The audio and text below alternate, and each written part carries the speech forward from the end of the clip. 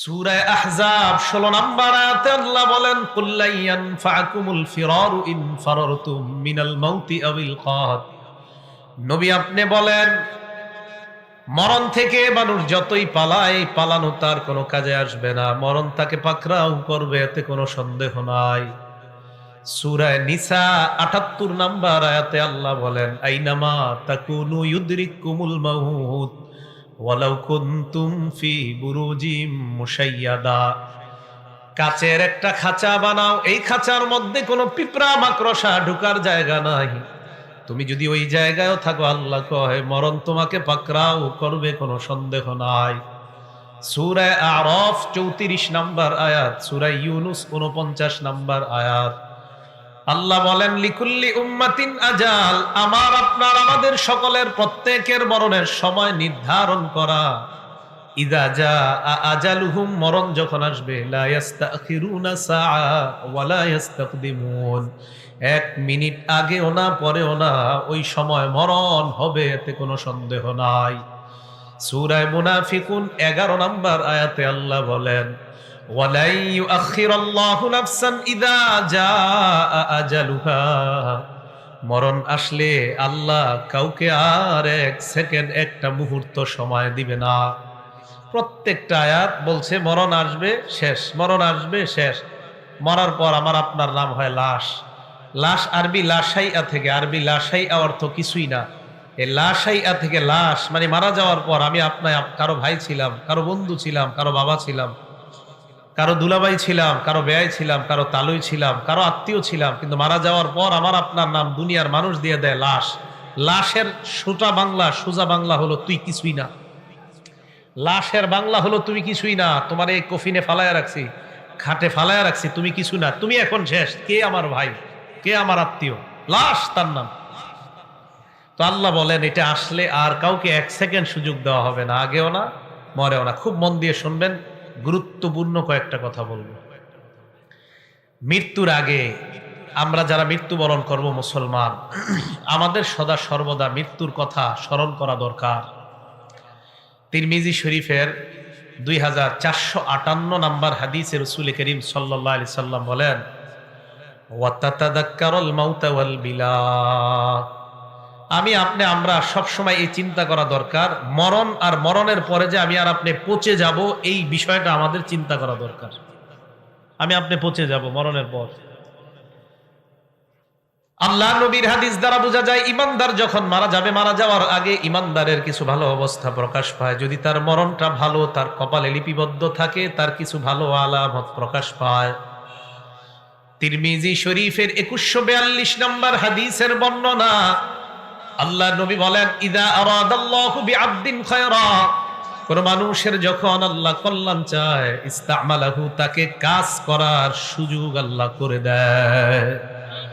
আল্লাহ যখন কারো কল্যাণ চায় আল্লাহ তাকে কাজ করার সুযোগ করে দেয়। সাহাবারা প্রশ্ন করলেন কাইফা ইস্তামিলুহু ইয়া রাসূলুল্লাহ, আল্লাহ তাকে কাজ করার সুযোগ করে দেয়, ব্যাপারটা বুঝি নাই, ব্যাপারটা বুঝা দেন। আল্লাহ নবী বলেন ইউফিকুহু লিআমালিন সালিহিন ক্বাবলাল মাউত, ওই মুমিন ব্যক্তিকে মরণের আগে আল্লাহ নেক কাজ করার বেশি বেশি সুযোগ দিয়ে দেয়, নেক কাজ করার সুযোগ পেয়ে যায়। আমি আপনি খুব চিন্তা করা, আল্লাহর কাছে বেশি বলবেন আল্লাহ আমারে নেক কাজ করার বেশি বেশি সুযোগ করে দেন। এই জন্য আজকে থেকে, এখন থেকে নেক কাজ বেশি করেন, কারণ নেক কাজ বেশি করার আলামত হবে আল্লাহ আমারে আপনারে পছন্দ করে, তাই আমাদেরকে আল্লাহ নেক কাজ করাইতেছে। মনে থাকবে না কথাটা? এই জন্য দেখবেন আপনার কাকা, আপনার চাচা, এরা মৃত্যুবরণের কিছুদিন আগে কিছু মুমিন দেখবেন এরা খালি মসজিদে যায়, বাসায় আসতে চায় না। এশার নামাজ পড়ে আগে আইসা পড়তো আধা ঘন্টার মধ্যে, এখন 1-1.5 ঘন্টা খুঁজা পান না, গিয়া দেখেন মসজিদে বসে রয়েছে। কিছু ইমানদার দেখবেন মরণের আগে এমন কাহিনী করে, কারোর সাথে কথা বলে না, চুপচাপ থাকে, একদম চুপ হয়ে যায়। বিবি কয় বাজারে যান, উনি মসজিদে গিয়ে বসে থাকে। আরে বাজারে না যাওয়ার কথা, ওহো বাজারে যায়। মানে উনি কেমন যেন দুনিয়া থেকে আলাদা হয়ে যাচ্ছে। এই তৌফিকটা আল্লাহ তারে দিয়ে দেয়, এই সুযোগ আল্লাহ তারে করে দেয়। বুখারী শরীফের 6507 নম্বর হাদিস, বুখারী শরীফের 6507 নম্বর হাদিস, ক্বালা রাসূলুল্লাহ সাল্লাল্লাহু আলাইহি ওয়াসাল্লাম, আল্লাহ নবী বলেন, মান আহাব্বা লিকা আল্লাহ, কোন ব্যক্তি যখন আল্লাহর সাক্ষাৎ পছন্দ করে। আল্লাহর সাক্ষাৎ পছন্দ কারা কারা করি আমরা? আল্লাহ নবী বলেন, আহাব্বাল্লাহু লিকাহু, তোমরা যদি আল্লাহর সাক্ষাৎ পছন্দ করো, আল্লাহ তোমাদের সাক্ষাৎ পছন্দ করে নেয়। নবী বলেন, আল্লাহ যদি কোন ইমানদারের সাক্ষাৎ পছন্দ করে নেয়, কিভাবে বুঝবেন? আমার আপনার যে আল্লাহ সাক্ষাৎ পছন্দ করে, এটা আপনি কিভাবে বুঝবেন? ভালো করে শুনেন। এশার নামাজের আজান হয়ে যায়, ফ্যাক্টরির মধ্যে আমি কাজ করতেছি, আমার মন মসজিদের মধ্যে গিয়ে পড়ে থাকে, এর মানে হলো আমি আল্লাহর সাথে সাক্ষাৎ পছন্দ করি। দোকানদার চা দোকানে চা বানায়, আজান হওয়ার পর মনটা মসজিদের সাথে লেগে আছে, কখন যাব জামাত আদায় করব।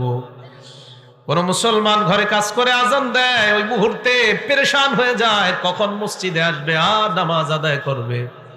এর মানে বোঝা যায় ওই ব্যক্তিটা আল্লাহর সাক্ষাৎ পছন্দ করে। আপনি ভালো আমল খুব বেশি আগ্রহী, বোঝা যায় আপনি আল্লাহর সাক্ষাৎ চান, এই জন্য তো আপনি বেশি নামাজ পড়তে চান। আর যে ব্যক্তি এরকম করবে, তো বুঝবেন আল্লাহ তার সাক্ষাৎকে আল্লাহ পছন্দ করে। নবীজি এবার কি বলে দেখেন, ওয়ামান কারিহা লিকা আল্লাহ, কেউ যদি আল্লাহর সাক্ষাৎ অপছন্দ করে, কারিহাল্লাহু লিকাআহ, আল্লাহ তার সাক্ষাৎ অপছন্দ করে।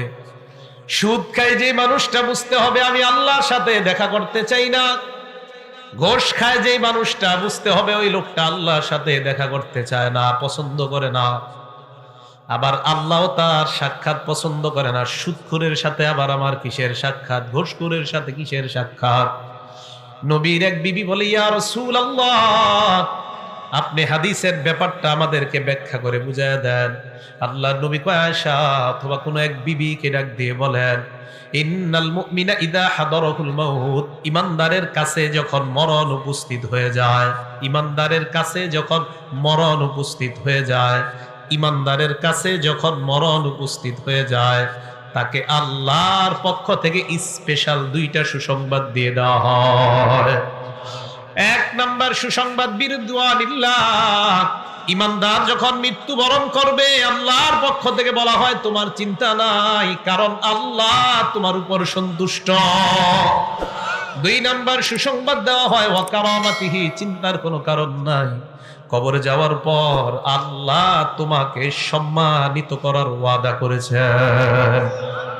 ইমানদার মারা যাওয়ার সময় এক নাম্বার তাকে সুসংবাদ দেওয়া হয়, তোমার উপর আল্লাহ সন্তুষ্ট। দুই নম্বর সুসংবাদ দেওয়া হয়, আল্লাহ তোমাকে কবরে, হাসরে এবং জান্নাতে তোমাকে সম্মানিত বানাবেন, আল্লাহ এই ওয়াদা আল্লাহ করেছেন, এই সুসংবাদ দিয়েছেন। আহারে আমার আপনার মরণটা যেন এমন হয়। এবার আল্লাহ নবী বলেন, ইমানদারের যখন এমন অবস্থা হয়ে যায়, এই হাদিসের ব্যাখ্যায় মুহাদ্দিসিন কেরাম বলেন, ইমানদার মারা যাওয়ার আগে এই দুইটা সুসংবাদ মনে মনে বুঝতে পারা শুরু করে দেয়। ইমানদার আস্তে আস্তে বুঝে। তখন নবী বলেন, ফালাইসা শাইউন আহাব্বা ইলাইহি মিম্মা আমামা, তখন ইমানদারের কাছে আল্লাহর সাক্ষাৎ ছাড়া দুনিয়ার আর কোনো কিছুই তার পছন্দ হয় না। আল্লাহ নবী হাদিসের মধ্যে বলেন, ওয়া ইন্নাল কাফিরা, কাফের বান্দা ইযা হুদিরা, যখন তার মরণ উপস্থিত হয়ে যায়, বুশিরা বিউকুবাতিহি, আল্লাহ তার শাস্তির দুঃসংবাদ দিয়ে দেয়। ওয়া আযাবিল্লাহ, কবরের মধ্যে তার শাস্তি হবে এই দুঃসংবাদ দেওয়া হয়। হাসরে তার শাস্তি হবে এই দুঃসংবাদ দেওয়া হয়। তাই বেঈমান আল্লাহর সাক্ষাৎ চায় না, আল্লাহ বেঈমানের সাক্ষাৎ চায় না। আল্লাহ আমাকে আপনাকে ঈমানি হালাতে যেন মরতে পারি, আল্লাহ তৌফিক দান করেন। সকলে বলেন আমিন। কথাটা মনে থাকবে তো? আচ্ছা, এবার মন দিয়ে শোনেন। 15টা ভালো মৃত্যুর আলামত বলবো। কয়টা? খুব মন দিয়ে শুনবেন। 15টা ভালো মৃত্যুর আলামত বলবো। আজকে থেকে আল্লাহর কাছে বলবেন, আল্লাহ আমারে কোনো একটা আপনি দিয়ে দেন, ঠিক না? 15টা। 1 নাম্বার, আবু দাউদ শরীফের হাদিস, 3116 নাম্বার হাদিস, 3116 নাম্বার হাদিস আবু দাউদের। ক্বালা রাসূলুল্লাহ সাল্লাল্লাহু আলাইহি ওয়াসাল্লাম, আল্লাহর নবী বলেন, মান কানা আখিরু কালামিহি লা ইলাহা ইল্লাল্লাহ দাখালাল জান্নাহ, কোন ব্যক্তি যখন লা ইলাহা ইল্লাল্লাহ বলতে বলতে মারা যায়, এটা ভালো মৃত্যুর আলামত। মরার পর তার ঠিকানা আল্লাহর জান্নাত।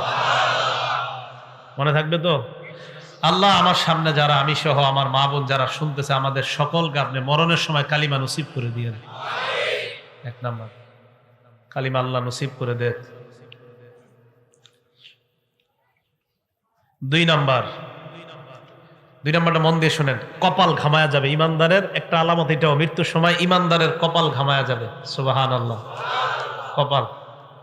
নাসাই শরীফের 1828 নম্বর হাদিস, ক্বালা রাসূলুল্লাহ সাল্লাল্লাহু আলাইহি ওয়াসাল্লাম, মাউতুল মুমিনি বিআরাকিল জাবিন। ইমানদার মারা যাওয়ার সময় যদি দেখো তার কপাল ঘামায়া যায়, বুঝবা তার মরণটা বড় সুন্দর। মনে থাকবে? আবার কপাল না ঘামাইলে তারা জাহান্নামী মনে করেন না, মানে এটা একটা আলামত।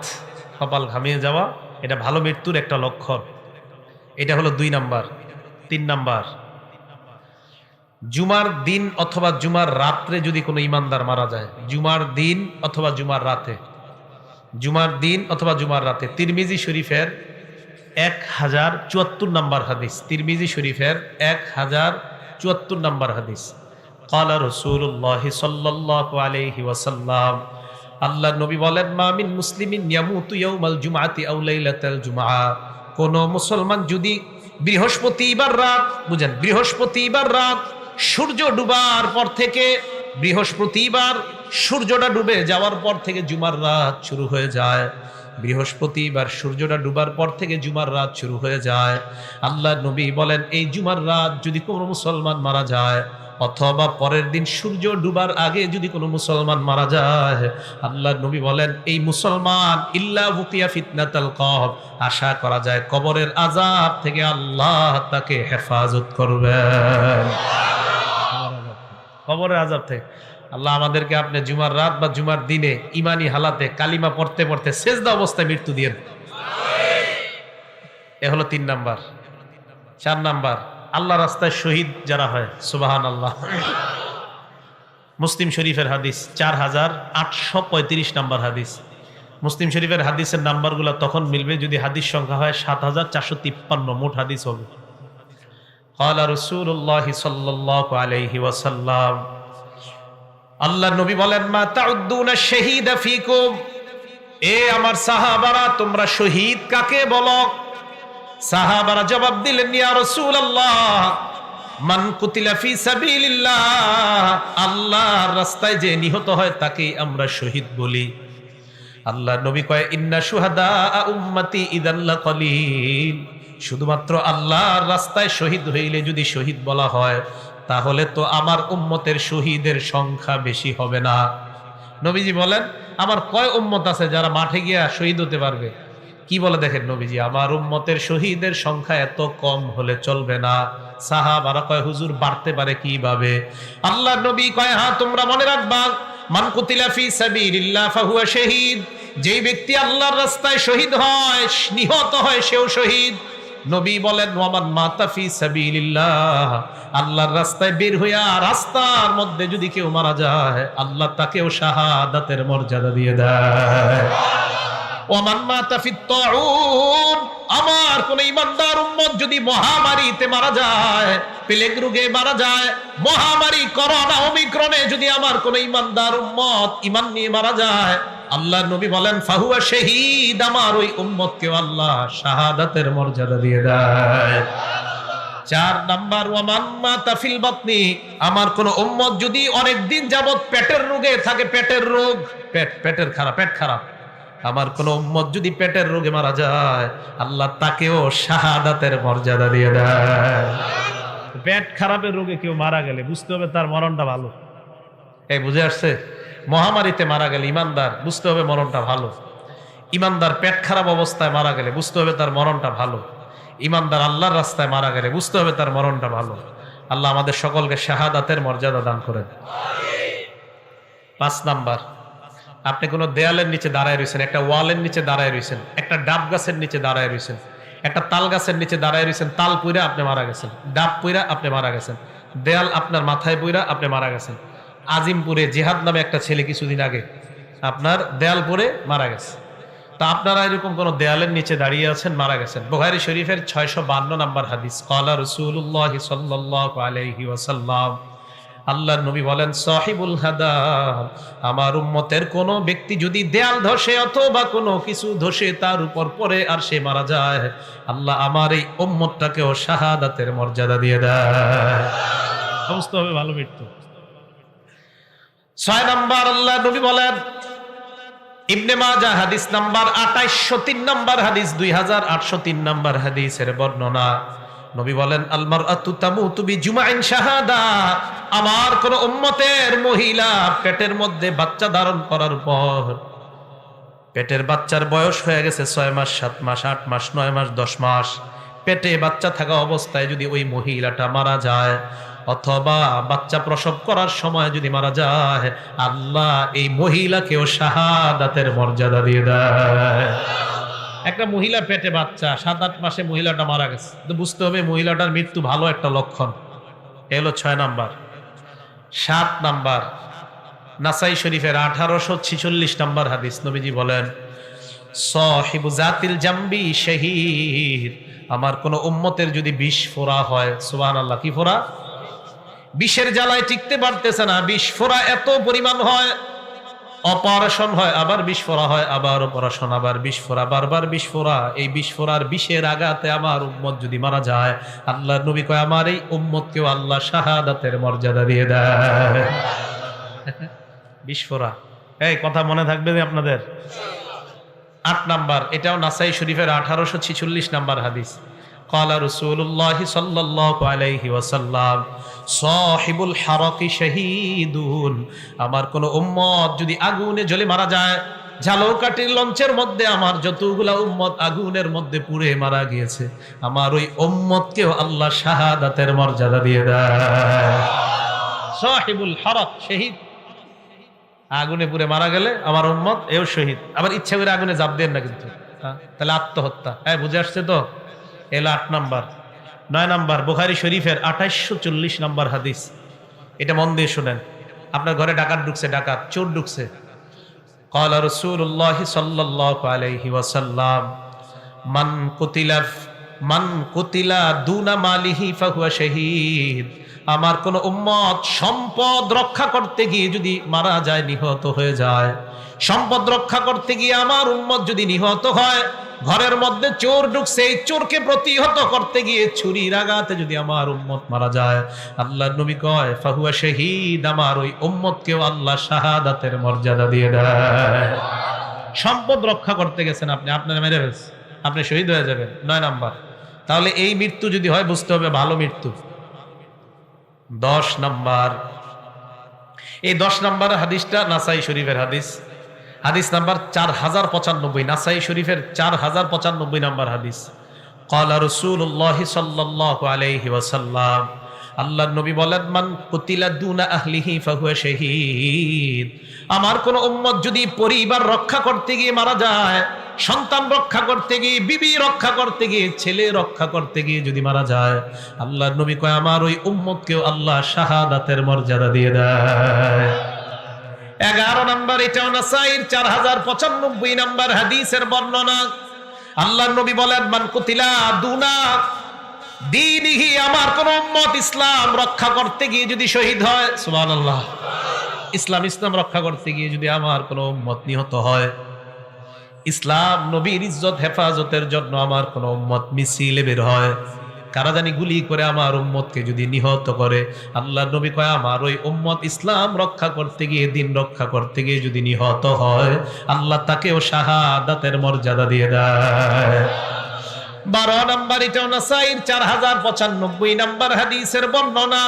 মান কুতিলা দুনা দামিহি, কোন মানুষ নিজের প্রাণ রক্ষা করতে গিয়ে যদি শহীদ হয়, প্রাণ রক্ষা, নিজের প্রাণ বাঁচাইতে গেছেন, আপনার ঘরে অস্ত্রধারী 2-1 ঢুকছে, প্রাণ বাঁচাইতে গেছেন আপনি, দস্তাদস্তি করার এক পর্যায়ে আপনি যদি মারা যান, আল্লাহর নবী কয় আমার এই উম্মতকেও আল্লাহ শাহাদাতের মর্যাদা দিয়ে দেয়।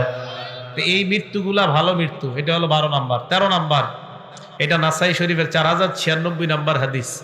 ক্বালা রাসূলুল্লাহ সাল্লাল্লাহু আলাইহি ওয়াসাল্লাম, আল্লাহর নবী বলেন মান কুতিলা দুনা মাজলামাতিহি ফাহুয়া শাহীদ, আমার কোন উম্মত জুলুম প্রতিহত করতে গিয়ে যদি শহীদ হয়, জুলুম প্রতিহত করতে গিয়ে যদি আমার কোনো উম্মত নিহত হয়, আল্লাহ তাকেও শাহাদাতের মর্যাদা দিয়ে দেয়।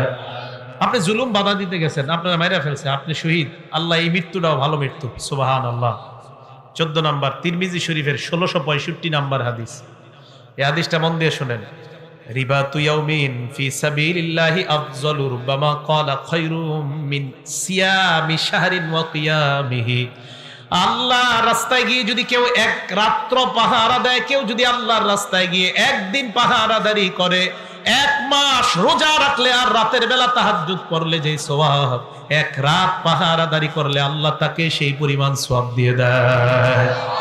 এই পাহারাদারি করতে গিয়ে নবী বলেন, আমার কোন উম্মত যদি মারা যায়, নিহত না, এমনি মারা গেছে, মানে এমনি মারা গেছে, পাহারাদারি করতে গিয়ে আল্লাহর রাস্তায় এমনি মারা গেছে, নবীজি বলেন ওই উম্মত যদি এমনি মারা যায়, ওকিয়া কি কয় দেখেন নবীজি, ওকিয়া আযাব আল কবরি, আমি নবী বলে দিলাম তাকে আল্লাহর কবরের আযাব থেকে আল্লাহ হেফাজত করে নেবেন।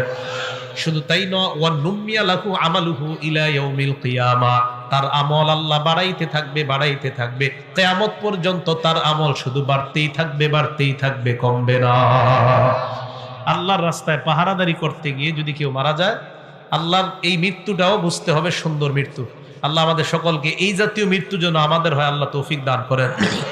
15 নাম্বার, একটা কিতাব আছে, কিতাবের নাম মুসনাদে আহমদ, হাদিস নাম্বার 23,372 নাম্বার হাদিস, 23,372 নাম্বার হাদিস। ক্বালা রাসূলুল্লাহ সাল্লাল্লাহু আলাইহি ওয়াসাল্লাম, আল্লাহ নবী বলেন, মান তাসাদ্দাকা বিসাদাকা খুতিমা লাহু বিহা দাখালাল জান্নাহ। কোন মানুষ সদকা করছে, দান করেছে, সদকা করার একটু পর যদি মারা যায়, বুঝতে হবে এই মানুষটা একটু আগে ভালো কাজ করছে আর এখন মারা গেছে। আল্লাহর নবী কয়, আমি ঘোষণা দিয়ে দিলাম লোকটা জান্নাতি। আপনি সদকা করছেন, একটু পরে মারা গেছেন, তো নবীজি বলেন সে ভালো কাজ করছে শেষের দিকে, তার মানে শেষে একটা সদকা, এর দ্বারা প্রমাণ হয় তার শেষের আমলটা ভালো। খুতিমা লাহু বিহা দাখালাল জান্নাহ, আল্লাহ তাকে জান্নাত প্রবেশ করাবেন। এবার নবীজি বলেন, ওমান সামা ইবতিগা ওয়াজহিল্লাহ, কেউ নফল রোজা রাখছেন, আল্লাহরে খুশি করার জন্য নফল রোজা রাখছেন, এই মুহূর্তে যদি আপনার মৃত্যু হয়ে যায়, আপনার মারা যায়, আল্লাহ পাক রব্বুল আলামিন আপনা এই ব্যক্তিটাও যদি মারা যায়, এই যে শেষে ভালো আমল, আল্লাহ তাকেও জান্নাত দান করবেন। তাহলে 15টা ভালো মৃত্যুর লক্ষণ বললাম। আল্লাহ আমাদের সকলকে যেন ভালো আমল করে, নেক আমল করে আমরা মৃত্যু বরণ করতে পারি, আল্লাহ তৌফিক দান করেন। তো বলতেছিলাম, আল্লাহ বলেন তোমরা মৃত্যু থেকে পালিয়ে বেড়াও, এই মৃত্যু তোমাদেরকে পাকড়াও করবে, এই মৃত্যু তোমাদেরকে ধরবে। আল্লাহ আমাদের সকলকে মরণের প্রস্তুতি যেন আমরা নিতে পারি, আল্লাহ তৌফিক দান করেন। এবার আপনাদেরকে বিখ্যাত একটা হাদিস শোনাবো। হাদিসটার কিতাবের নাম মুসনাদে আহমদ, হাদিস নাম্বার 18,557 নাম্বার হাদিস। নবীজির এক সাহাবা নাম বারা ইবনে আযিব রাদিয়াল্লাহু তাআলা। নবীজির এক সাহাবা নাম বারা ইবনে আযিব রাদিয়াল্লাহু তাআলা। এই বারা ইবনে আযিব নবীর এক সাহাবা। উনি বলেন, খরজনা মা রাসূলিল্লাহি সাল্লাল্লাহু আলাইহি ওয়াসাল্লাম ফি জানাজাতি রাজুলিন মিনাল আনসার। হাদিসটা দিল লাগায় শুনেন, আগে বুঝেন। আপনারা উত্তর পাড়ার মানুষ, দক্ষিণ পাড়া এক ব্যক্তির জানাজায় যাবেন। উত্তর পাড়ার মানুষ দক্ষিণ পাড়া জানাজায় যাবেন। তো জানাজায় আপনারা রওনা করছেন, জানাজায় যার জানাজা পড়বেন, তার জানাজায় যাওয়ার আগে দেখছেন বাঁশ তলার মধ্যে তার কবরটা খোঁড়া হয়েছে, এরকম হতে পারে না? মানে তাকে এখনো কবরে দেওয়া হয় নাই, এর আগে আপনারা তার কবরের সামনে দিয়ে তার জানাজায় যাইতেছেন, এরকম হতে পারে কিনা? নবীজি বলে, নবীজির সাহাবা বারা ইবনে আযিব বলেন, আমরা নবীজির সাথে বের হইলাম। বের হওয়ার পর এক আনসারী সাহাবার জানাজা পড়ার জন্য রওনা করলাম। রওনা করার পর আমরা যাইতে যাইতে আনসারী সাহাবার জানাজায় যাওয়ার আগে তার কবরের সামনে দিয়ে আমরা যাইতে লাগলাম। আনসারী সাহাবার জন্য যেই কবরটা খোঁড়া হয়েছে, গর্ত করা হয়েছে, ওই কবর দেখার পর আল্লাহর নবী কবরের সামনে বসে গেছে। কবরের সামনে নবীজি বসে গেছে। সাহাবারা বলেন, ওয়া জালাসনা হাওলা, আমরাও নবীর সামনে, তার সামনে কবরের পাশে বসে গেলাম। আপনারা সামনে যেইভাবে বসা, সাহাবারা কয় আমরা এইভাবে বসলাম। বসার পর নবীর দিকে আমরা তাকায় রইলাম, চেহারাটা এই দিকে তাকান। আল্লাহ নবীর হাতে একটা লাঠি, নবীর হাতে একটা লাঠি। ফি ইয়াদিহি উদুন, একটা লাঠি, ইয়ানকুতু বিহি ফিল আরদ, এই লাঠি দিয়া জমিনের মধ্যে নিচের দিকে তাকায় আঁকা কি করতেছে।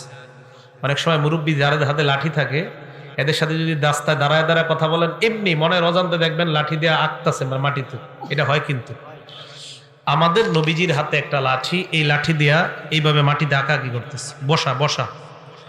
সাহাবারা বলেন আমরা এমন ধীরস্থির ভাবে বসা, কান্না আলা রুউসিনা আত-তায়র, আমাদের মাথার উপরে যদি পাখিও বসে আমরা টের পাবো না, এমন সুন্দর ভাবে বসে রয়েছে, চুপচাপ বসা। কিন্তু আমরা টেনশনে আছি, কিরে নবীজি একটু উপরে তাকায় না, খালি এমনি রয়েছে, উপরে তাকায় না, এইভাবে উপরে তাকায় না। সাহাবা বলেন ফারফা রাসাহু, হঠাৎ আল্লাহর নবী উপরে মাথা উঠাইলেন। আমরা নবীর দিকে এক দৃষ্টিতে এইভাবে তাকায় রইলাম। মাথা উঠানোর পর কবরের দিকে আল্লাহর নবী তাকাইলেন, তাকায় বললেন, হে সাহাবাদের দল, ইস্তাইযু বিল্লাহি মিন আযাবিল কবরি মাররাতাইনি আও সালাসা। সাহাবাদের দিকে তাকায় বললেন, তোমরা এই কবর থেকে, আল্লাহর কাছে কবরের আযাব থেকে পানাহ চাও। এই কথাটা নবী 2 বার অথবা 3 বার বললেন। সাহাবাদেরকে আল্লাহর নবী কেন বললেন? কারণ কবর এমন একটা ভয়ঙ্কর জায়গা। কবর আমাকে, আপনাকে, আমাদের সকলকে প্রত্যেকদিন ডাক দিয়ে বলে, আনা বাইতুল গুরবা, আমি কিন্তু অপরিচিত ঘর, আমার কাছে আসার আগে চিন্তা ভাবনা করে আসবা। আনা বাইতুল ওয়াহদা, আমি একা থাকার ঘর, আমার কাছে আসার আগে চিন্তা ভাবনা করে আসবা। আনা বাইতুদ দুদ, আমি পোকামাকড়ের ঘর, আমার কাছে আসার আগে চিন্তা ভাবনা করে আসবা। আনা বাইতুত তুরাব, আমি মাটির ঘর, আমার কাছে আসার আগে চিন্তা ভাবনা করে আসবা।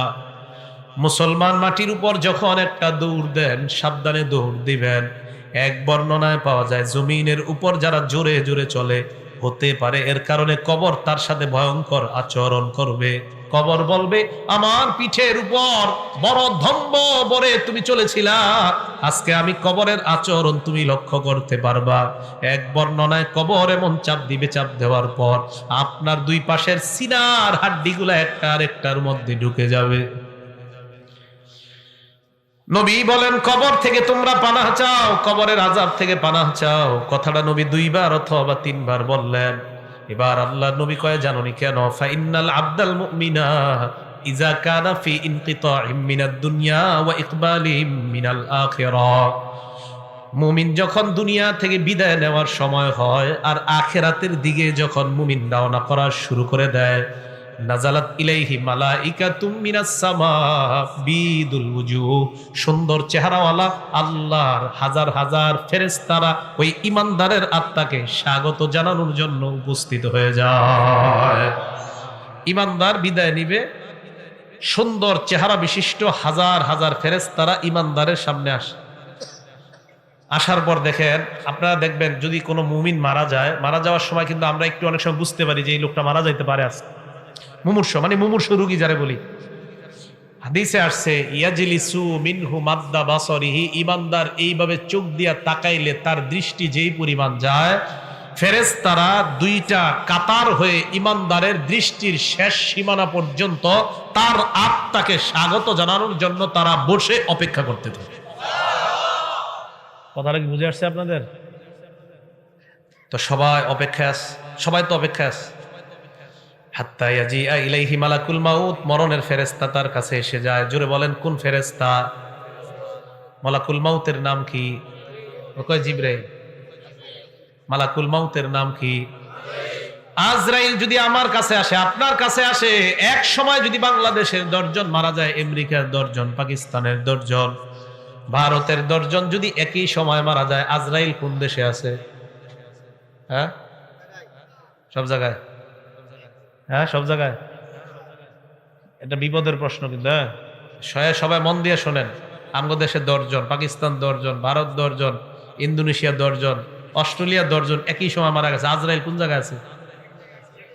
এক জায়গার তো কেমনে? কোরআনে আইছে মালাকুল মাউত তার কাছে আসে। কে বলছে তার আন্ডারে আছে? আপনি বলছেন? সাহস করে কর না। আচ্ছা, আপনি বলছেন?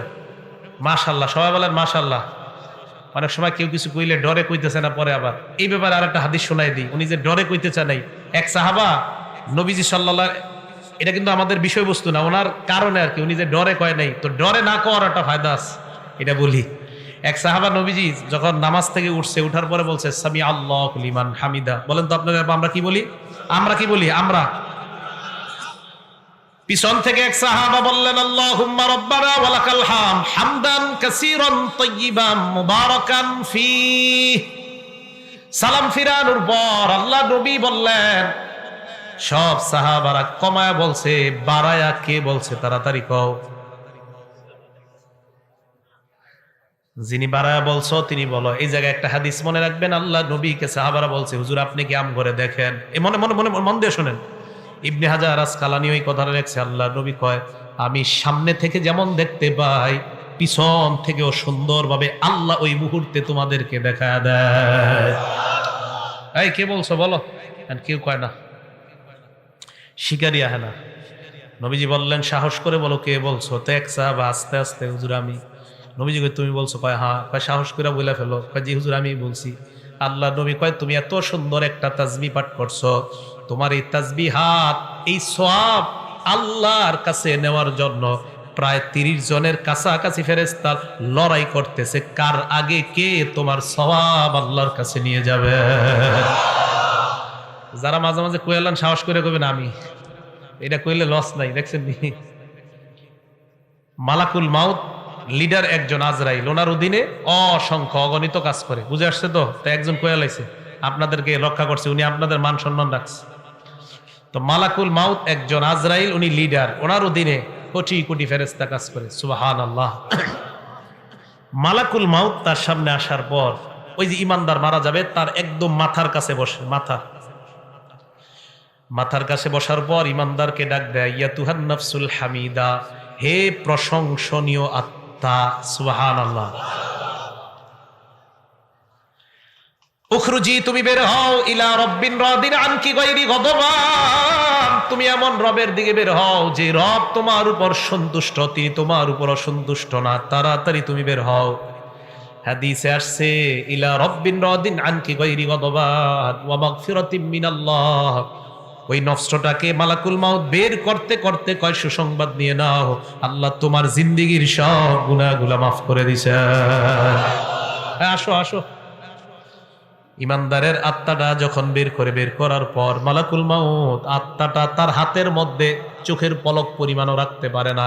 মালাকুল মাউত চায় আত্মাটা, ইমানদারের আত্মাটা আমি কারো কাছে দিব না, কিন্তু ইমানদারের সামনে হাজার হাজার ফেরেশতারা কয় আত্মা আমাদের কাছে দিয়ে দেন। আহারে ইমানদারের আত্মা নিয়ে কারাকারি লেগে যায়, কে ইমানদারের আত্মাটা নিবে এই নিয়ে কারাকারি লেগে যায়।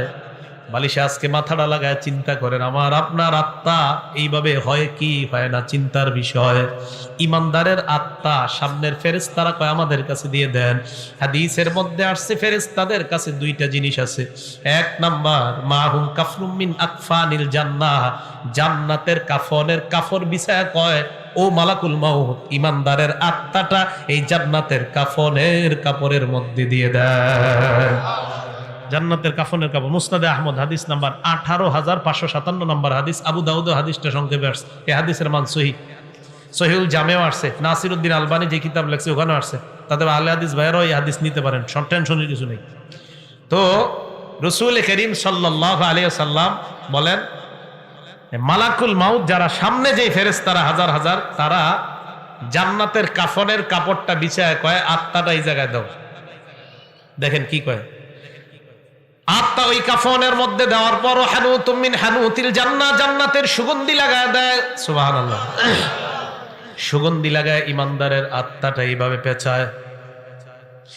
পেঁচানোর পর আত্মা নিয়ে যখন ফেরেশতারা ফায়াসআদুনা বিহা ইলাস সামা, আল্লাহর আসমানের দিকে তারা রওনা হয়ে যায়। আসমান, প্রথম আসমানের কাছে যাওয়ার আগে অন্যান্য হাজার হাজার ফেরেশতারা যাদের সামনে দিয়ে নিয়ে যায়, হাদিসের মধ্যে আসছে যার সামনে দিয়ে যায় ওই ব্যক্তিরা, ওই ফেরেশতারাই কয়টা কার আত্মা কোথায় নিয়ে যাও।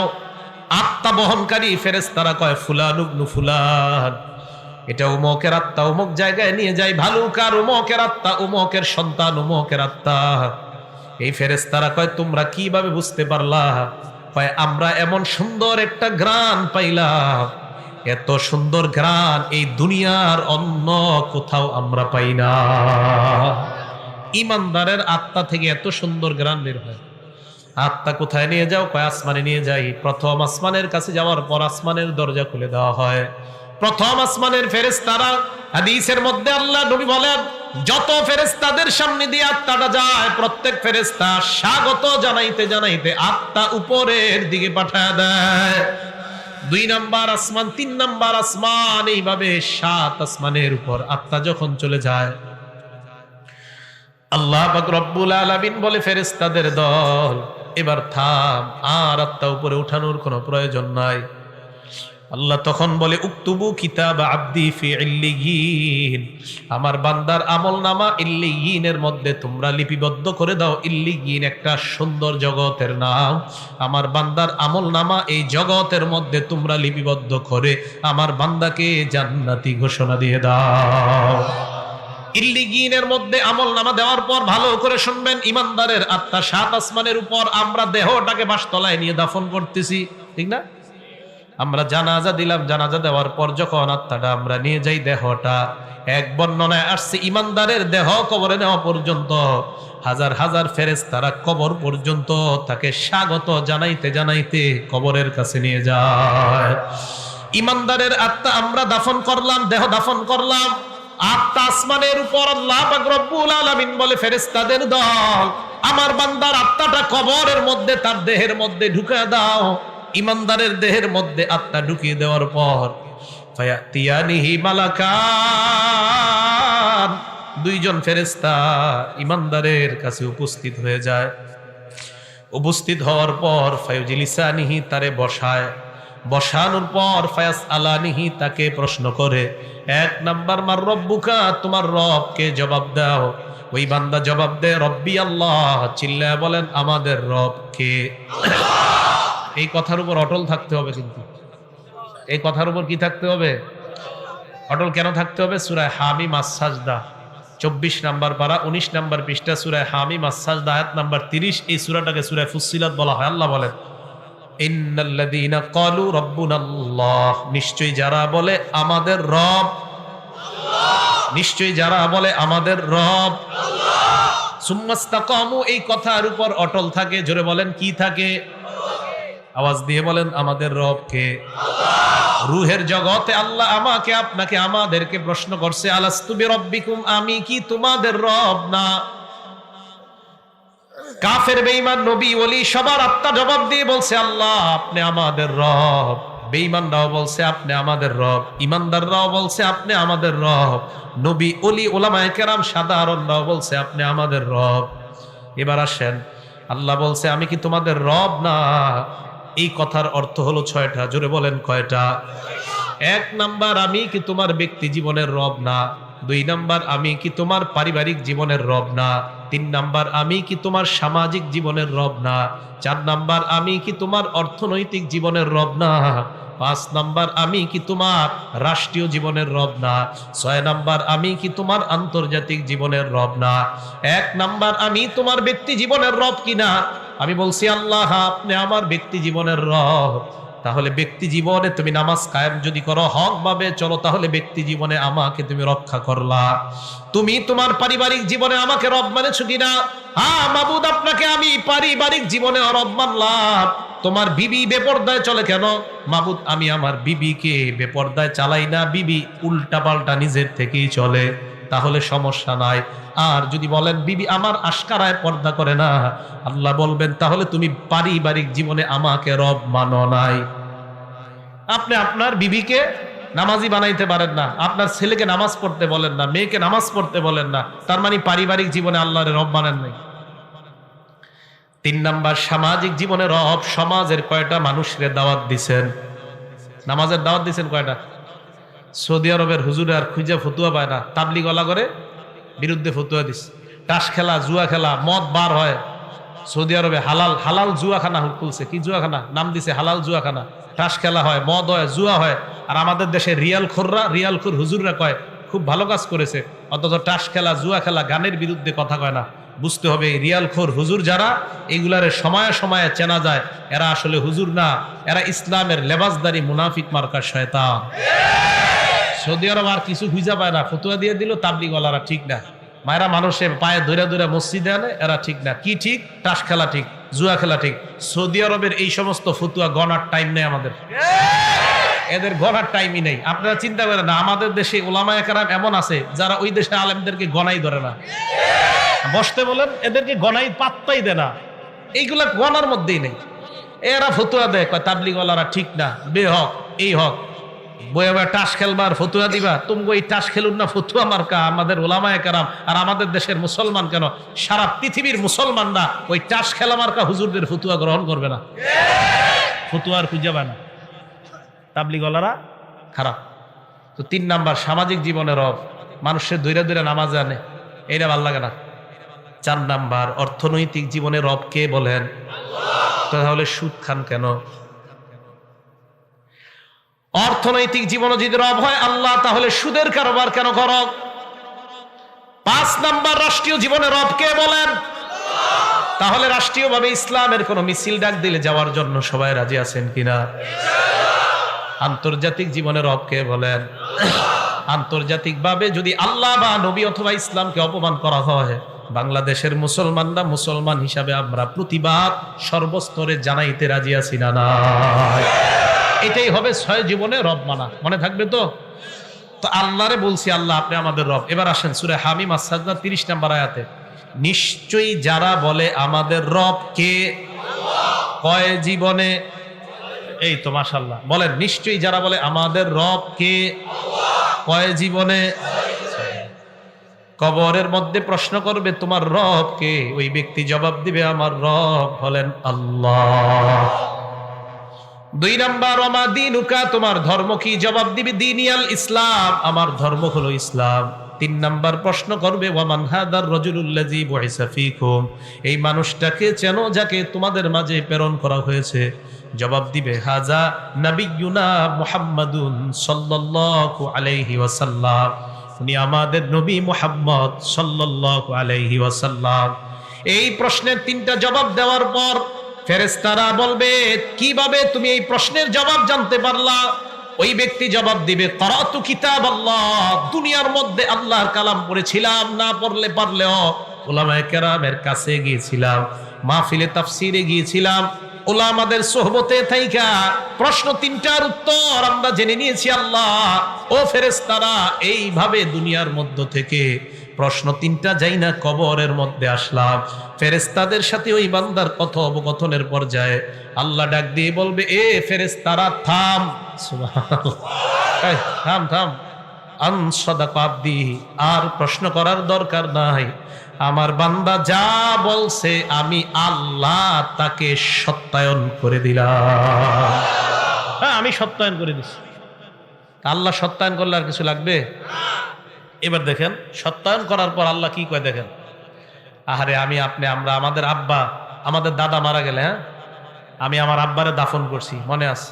ডিসেম্বরের 5 তারিখ 9টা বাজে, ডিসেম্বরের 4 তারিখ মারা গেছে, 5 তারিখ 9টার দিকে দাফন করছি। কবরে নাইমা মাটিটা আমি হাত দিয়ে ওই দিন দেখছিলাম, প্রচন্ড ঠান্ডা দেখছিলাম, অনেক ঠান্ডা অনেক ঠান্ডা। তখন মনে হয়েছিল যে দুনিয়াতে মা বাবা সন্তানরে কত সুখ শান্তিতে রাখা যায়। শীতকালে একটা সন্তান কষ্ট পাবে, কোনো বাবা চায় না, মা চায় না, অথচ আমি আপনি আমরা আমাদের বাবাকে 3টা পাতলা কাপড়ে ওই প্রচন্ড ঠান্ডা মাটির নিচে রেখে আসি। আমি আপনি আজকে মারা গেলে আমার আপনার সাথে এলাকাবাসী এটাই করবে, এটাই চূড়ান্ত সত্য কথা।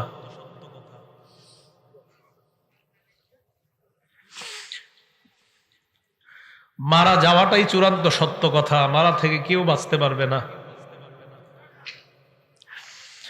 আল্লাহ ডাক দিয়ে বলবে আফরিশুহু মিনাল জান্নাহ, আমার বান্দারে পাতলা পোশাকে দুনিয়ার মানুষ কবর দিছে, তারা জান্নাতের পোশাক পরায়া দাও।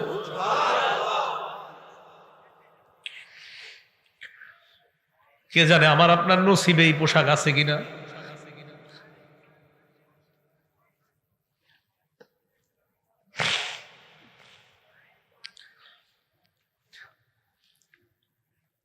এই কথা বলার পর আল্লাহ বলবেন আফরিশুহু মিনাল জান্নাহ ওয়া আলবিসুহু মিনাল জান্নাহ। প্রথমে বলবেন আমার বান্দার কবরটা জান্নাতের বিছানা বিছায়া দাও। ওয়া আলবিসুহু মিনাল জান্নাহ, তার শরীরে জান্নাতের পোশাক পরায়া দাও। এরপর বলবে ওয়াফতাহু লাহু বাবান ইলাল জান্নাহ, তার কবর থেকে জান্নাত পর্যন্ত একটা দরজা খুলে দাও, কবর থেকে যেন জান্নাতের নিয়ামতগুলা দেখতে পায়। জান্নাতের দরজা খুলে দেওয়ার পর বান্দা তাকায় দেখবে জান্নাতের হুররা নাচানাচি করতেছে। ওই বান্দার মন চাইবে হুর স্পর্শ করার জন্য। আল্লাহ বলবে নামকানাউ মাতিল আরুস, বান্দা তুমি থামো, বাসর রাতের দুলার নেই তুমি ঘুমিয়ে যাও। লা ইউকিজুহু ইল্লা আহাব্বা আহলিহি, বাসর রাতে ফজরের আজান হয়ে গেলে তোমার প্রিয়তমা ছাড়া তোমাকে অন্য কেউ জাগ্রত করার মতো ঘরে কেউ থাকে না। কবরের মধ্যে তুমি আসছো, এই জায়গায় তোমার প্রিয়তমা নাই। ইমানদার, আমি আল্লাহ তোর প্রিয়তম হয়ে গেলাম। কিয়ামতের মাঠে আমি তোকে উঠাবো।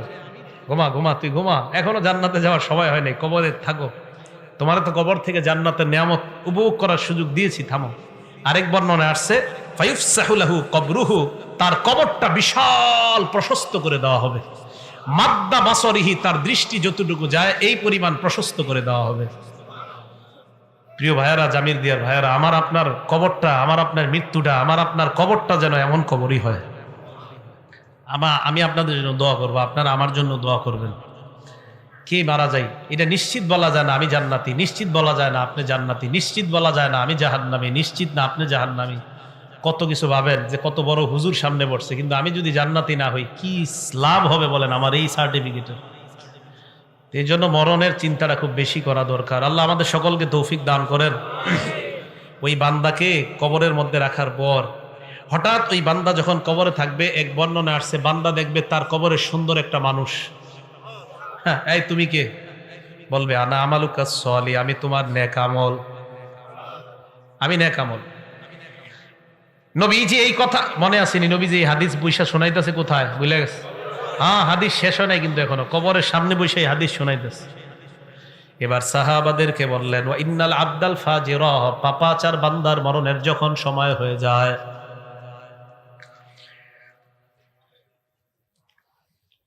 ইজা কানা ফি ইনকিতাইম মিনাদ দুনিয়া ওয়া ইকবালিম মিনাল আখিরা, পাপাচার বান্দা যখন দুনিয়া থেকে বিদায় নেওয়ার সময় হয়, নাজালাত ইলাইহি মালাইকাতুম মিনাস সামা সুদুল ওয়ুজুহ, ফেরেশতাদের চেহারাগুলা হবে বড় ভয়ঙ্কর, কালাকৃতি বিশিষ্ট হাজার হাজার ফেরেশতারা তার সামনে আসবে। ইমানদারের মতো তার চোখের দৃষ্টি যতটুকু যায়, ওই ফেরেশতারাও সালার একটা বস্তা নিয়ে, সালার চটনিয়া তার সামনে আসবে। হাদিসে আসছে মাহুমুল মাসুহ, এইগুলা নিয়ে তার সামনে উপস্থিত হওয়ার পর ওই বান্দার সামনে ইয়াজিয়া ইলাইহি মালাকুল মাউত হাত্তা ইয়াজিআ ইলাইহি মালাকুল মাউত, মরণের ফেরেশতা আসবে। আসার পর তার মাথার কাছে বসবে, বসার পর বলবে আইয়াতুহান নাফসুল খাবিসা, হে খারাপ আত্মা উখরুজি, তুই বের হ। ইমানদারের কথাটা ভুল হয়ে গেছে একটা জায়গায়, একটু ভুল মানে ভুলে একটু জায়গা বলি নাই। ইমানদারের আত্মাটা যখন বের হবে, আমি আপনাদেরকে দৃশ্যটা দেখাই। ইমানদারের আত্মা বের হবে কিভাবে দেখেন, হাদিসে নবীজি দেখাই দিচ্ছে। এই যে এইভাবে তাকান, এদিকে তাকান সবাই, দেখেন পানি পড়তেছে না, এই শেষে ফোঁটাগুলো পড়তেছে না শেষে। নবীজি বলেন তাসিলু কামা তাসিলুল কাতরাতু মিন ফিস সিকা, একটা পাত্রের শেষের দিকের ফোঁটাগুলা যেমন আস্তে আস্তে সুন্দর মতো পড়ে, ইমানদারের আত্মাটা এইভাবে সুন্দর মতো তার থেকে বের করে নেওয়া হয়। হাদিসের এবার আল্লাহ নবী বলেন পাপাচার বান্দার সামনে যখন ফেরেশতা আসবে, আসার পর তাকে বলবে হে খারাপ আত্মা তুই বের হ। খারাপ আত্মাটা যখন বের হবে, বর্ণনার মধ্যে আসছে লোহা ভিজা রুইয়ের মধ্যে যদি আপনি লোহা ঢুকান, ওই ভিজা রুইগুলা থেকে লোহাটা বের করা অনেক কষ্টকর, ভিজা রুই থেকে লোহাটা বের করা কষ্টকর। অথবা তাকান, আমার আপনার পশমের গোড়ায় গোড়ায় যদি কাঁটা দিয়ে আঘাত করা হয় যেমন কষ্ট হয়, লোহা ওই রুই থেকে তুলা থেকে বের করা যেমন কষ্ট হয়, আরে পাপাচারের আত্মাটা এইভাবে কষ্ট দিতে দিতে তার থেকে বের করা হয়। আল্লাহ আমাদেরকে আপনি সুন্দর মৃত্যু দিয়েন, আল্লাহ আমাদেরকে আপনি সুন্দর মৃত্যু দিয়েন। জুমার দিন নামাজরত অবস্থায় সিজদার মধ্যে আল্লাহ ইমানি হালাতে কপালটা ঘরমুক্ত অবস্থায় যেন আমরা দুনিয়া থেকে বিদায় নিতে পারি, আল্লাহ তৌফিক দান করেন। পাপাচার বান্দার আত্মাটা মালাকুল মাউতের হাতে আসার পর ওই মালাকুল মাউত আত্মাটা নিয়ে রাখার পর সামনের ফেরেশতারা কয় এটা তাড়াতাড়ি সালার বস্তায় ঢুকাও, গন্ধে টিকতেছি না।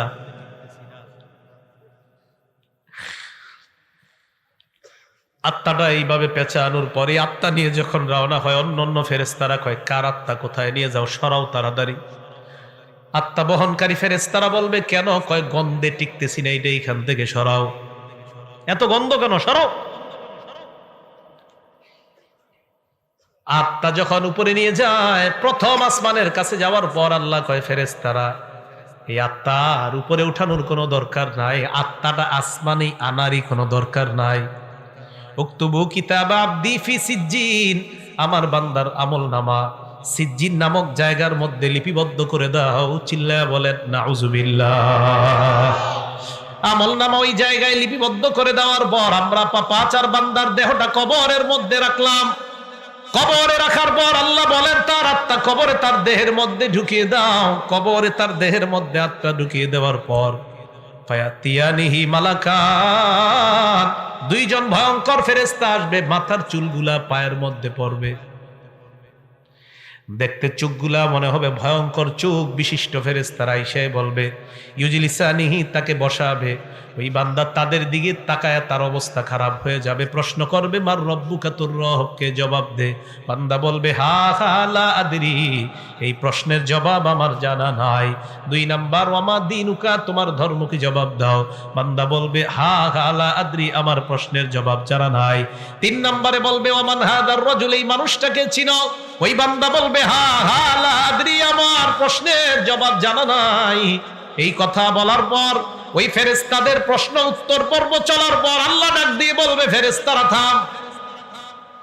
ইমানদারের সময় কইছে থাম, পাপাচারের সময় বলবে থাম। আনকাযাবা আবদি, আমার বান্দা যা বলতেছে সব মিথ্যা,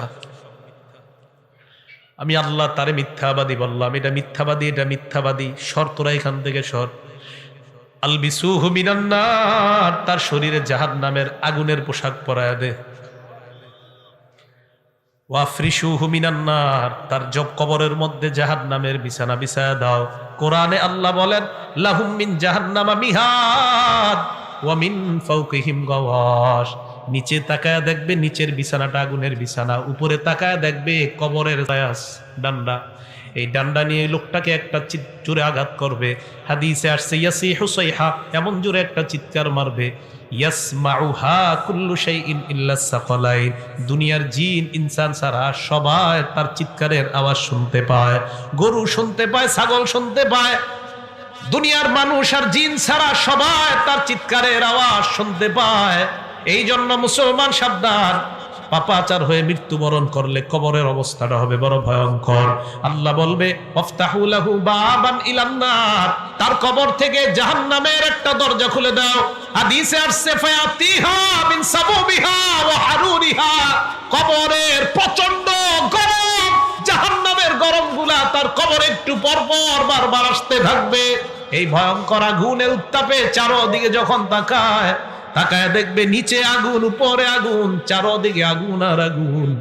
এই ভয়ঙ্কর আগুনের অবস্থা দেখার পর ওই বান্দার ব্যাপারে আল্লাহ পাক রব্বুল আলামিন বলবেন পাপাচার হওয়ার কারণে তার এই শাস্তি হবে কিয়ামত পর্যন্ত।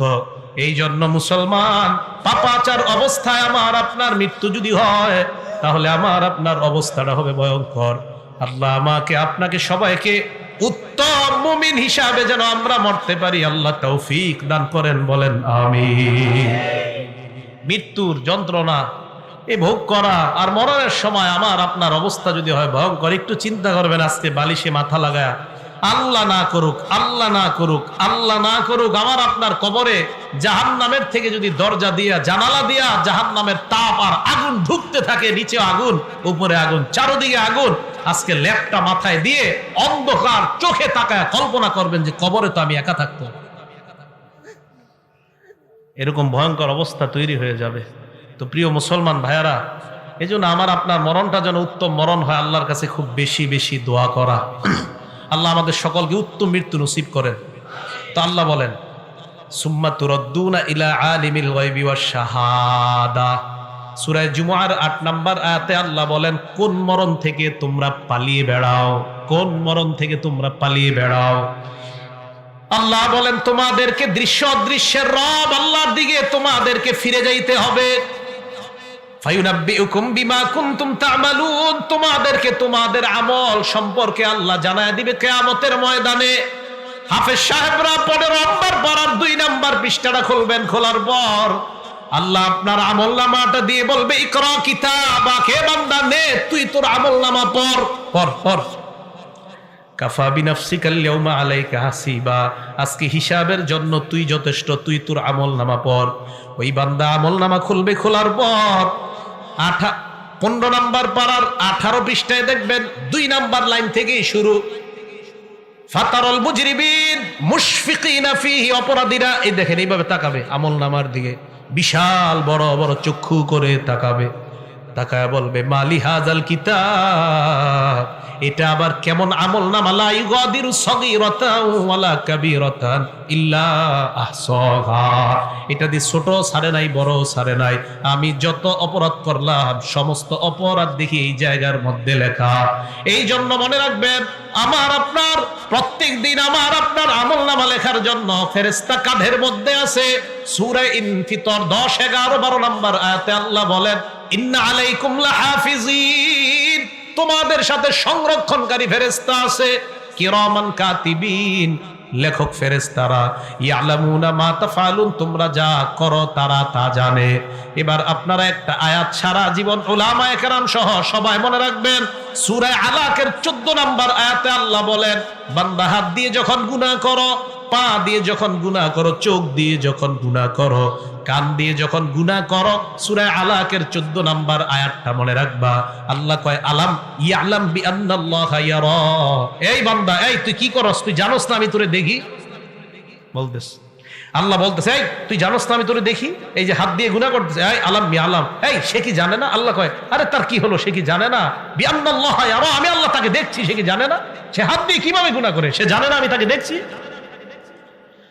সূরা কফের 26 নম্বর আয়াতে আল্লাহ বলেন, ওয়ালাকাদ খালাকনাল ইনসান, আমি মানুষ বানাইছি, ওয়া না'লামু মা তুওয়াসওয়িসু বিহি নাফসু, মানুষের অন্তর কি কুমন্ত্রণা দেয় আমি জানি। আমার দিকে তাকান, এই যে আমি কথা বলতেছি, আরিফ বিন হাবিব, আল্লাহ কয় আমি শুনি। এবার আমি মুখ বন্ধ রাখলাম, জিহ্বা দিয়ে বলতেছি, আল্লাহ কয় এটাও শুনি।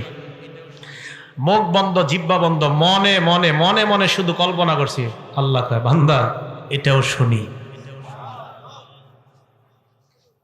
তুমি কি বলবা সব শুনি আমি, এজন্য আমার দিকে তাকান। আল্লাহ কয়, ইয়ালামু খাইনাতাল আয়ুনি ওয়া মা তুখফিস সুদূর, এই তুমি চোখের কোনা দিয়া কি কি গুনাহ করো, ডাইরেক্ট করো না, চোখের আর চোখে তুমি কোনো গুনাহ করতেছো, ইয়ালামু, এ বান্দা আমি কিন্তু তোর চোখের এই কোনার খেয়ানত সম্পর্কে আমি জানি।